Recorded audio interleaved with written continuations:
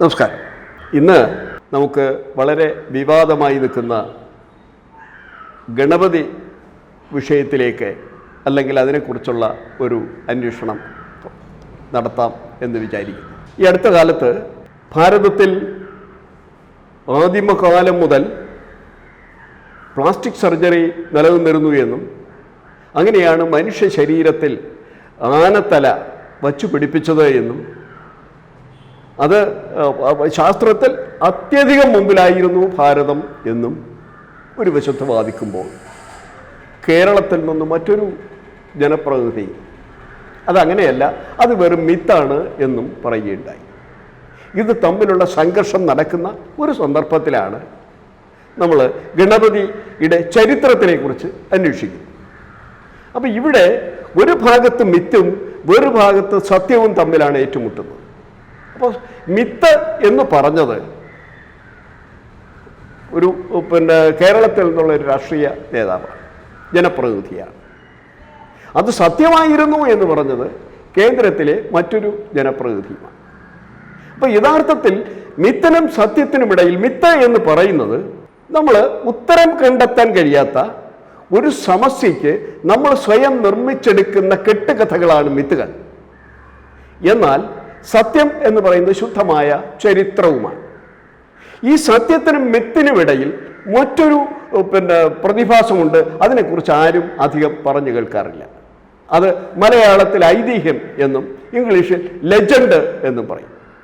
അതായത് നിലവിലിരിക്കുന്ന ഒരു വിഷയത്തിന്മേൽ, ഒരു ചരിത്രത്തിന്മേൽ അല്ലെങ്കിൽ ഒരു സംഭവത്തിന്മേൽ അത്യുക്തി കലർത്തി പറഞ്ഞ് കാതോട് കാതോരം പറഞ്ഞ് പ്രചരിപ്പിക്കുകയും അത് പിന്നെ സത്യമാണോ മിത്താണോ എന്ന് തിരിച്ചറിയാൻ കഴിയാത്തവ കുഴഞ്ഞു മറിയുകയും ഒരുതരം ചെളിപ്പരുവത്തിലെത്തുകയും ചെയ്യുന്ന അവസ്ഥയെയാണ് നമ്മൾ സാധാരണഗതിയിൽ ഐതിഹ്യങ്ങൾ എന്ന് പറയുക. ഗണപതിയെ മിത്തിനും ചരിത്രത്തിനും മധ്യേ വരുന്ന ഐതിഹ്യത്തിലേക്ക് ആണ് നമുക്ക് ചരിത്രപരമായി കാണാൻ കഴിയുക.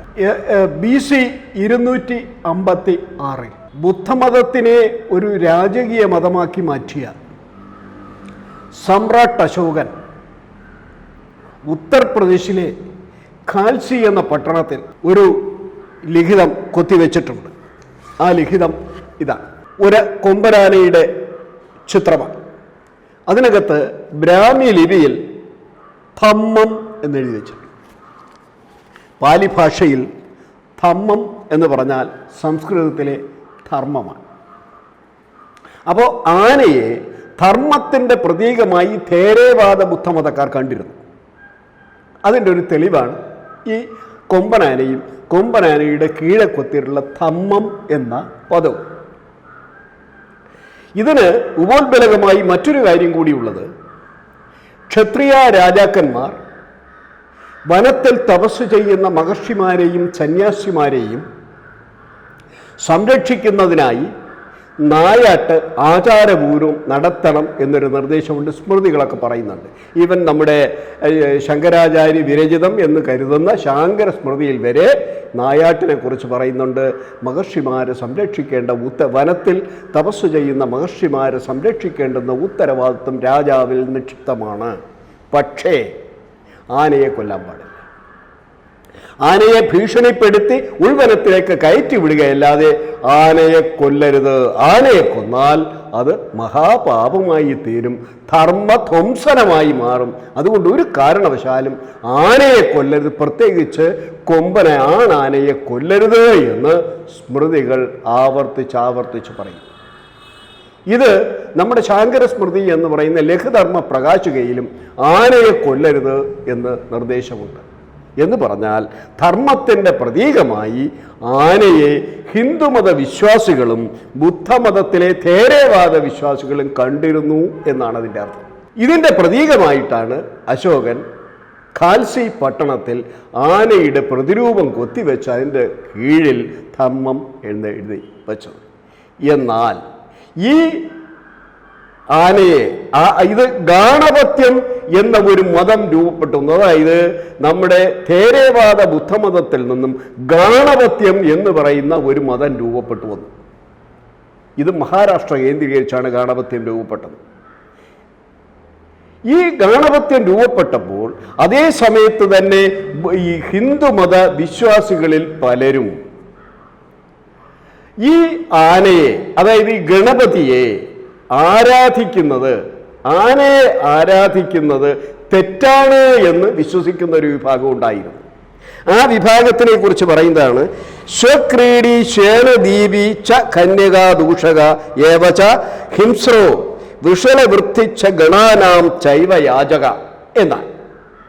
അതായത് തമാശയ്ക്ക് പട്ടികളെ വളർത്തുന്നവരെയും പരുന്തുകളെ ക്രയവിക്രയം ചെയ്തു ജീവിക്കുന്നവരെയും കന്യകാദൂഷണം ചെയ്യുന്നവനെയും ഹിംസാശീലനെയും ശൂദ്രവൃത്തി ചെയ്യുന്നവനെയും വിനായകാദി ഗണങ്ങളെ പൂജിക്കുന്നവനെയും വർജിക്കണം എന്നാണ്.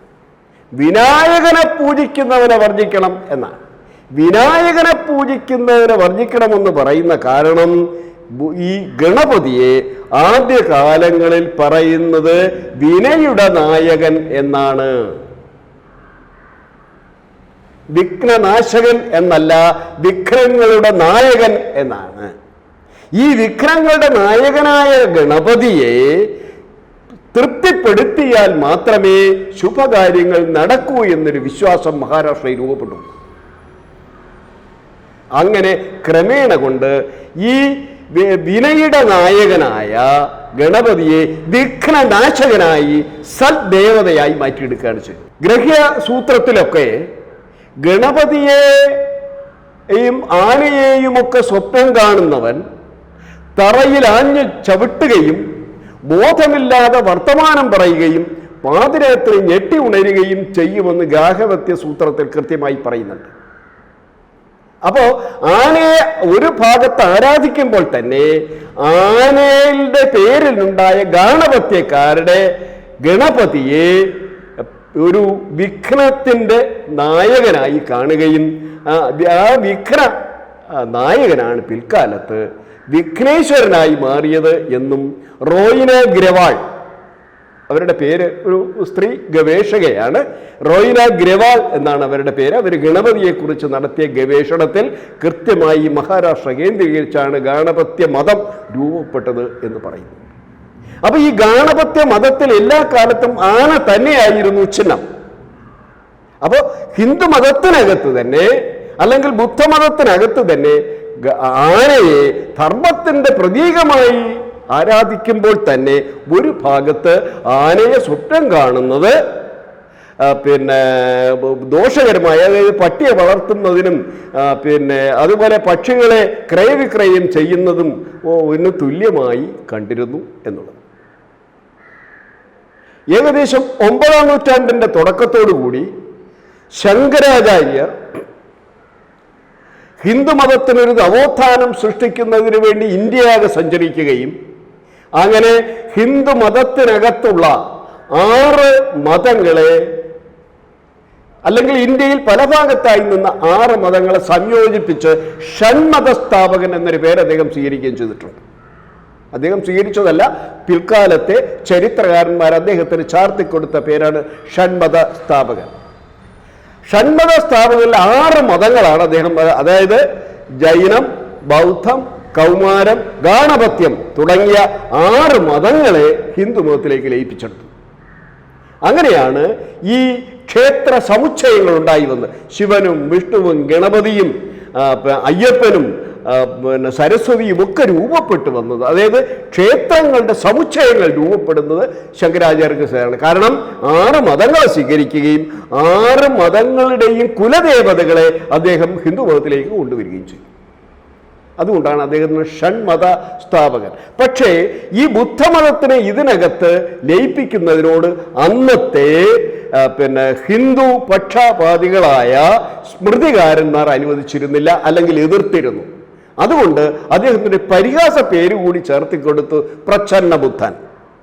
അപ്പോൾ പ്രച്ഛന്ന ബുദ്ധൻ എന്ന് പറയുന്ന പരിഹാസ പേര് ശങ്കരാചാര്യരുടെ പേരിൽ ആരോപിക്കുന്നതിന് പ്രധാന കാരണം ഈ ബുദ്ധമതത്തിനെ ലയിപ്പിച്ചെടുത്തു എന്നാണ്. ബുദ്ധമതം ഇതിനകത്ത് ലയിപ്പിക്കുന്നതിന് ബുദ്ധമതത്തിനെ മാത്രം അവർ എതിർക്കുന്നതിൻ്റെ കാരണം ജാതി വ്യവസ്ഥയ്ക്കെതിരായി അത് നിലകൊണ്ടു എന്നുള്ളത് കൊണ്ട് മാത്രമാണ്.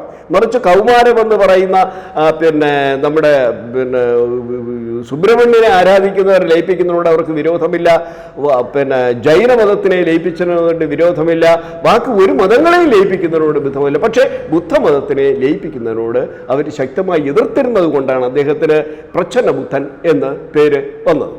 ഇവിടെ നമുക്ക് ഗണപതിയിലേക്ക് തിരിച്ചു വരുമ്പോൾ ആനയെ ആരാധിച്ചിരുന്ന മനുഷ്യ ശരീരത്തിലേക്ക് പിന്നെ മൃഗ ശരീരത്തിലേക്ക് മനുഷ്യരെ ചേർത്ത് വെച്ചത് എങ്ങനെയാണെന്നാണ് ഇനി നമുക്ക് പരിശോധിക്കേണ്ടത്. അപ്പോൾ ഗാണപത്യം ഹിന്ദുമതത്തിലേക്ക് വന്നതോടുകൂടി ഹിന്ദുമതത്തിന്റെ ആചാര അനുഷ്ഠാന വിശ്വാസ ക്രമം അനുസരിച്ച് കൊമ്പനാനയെ മാറ്റിയെടുക്കേണ്ടി വന്നു.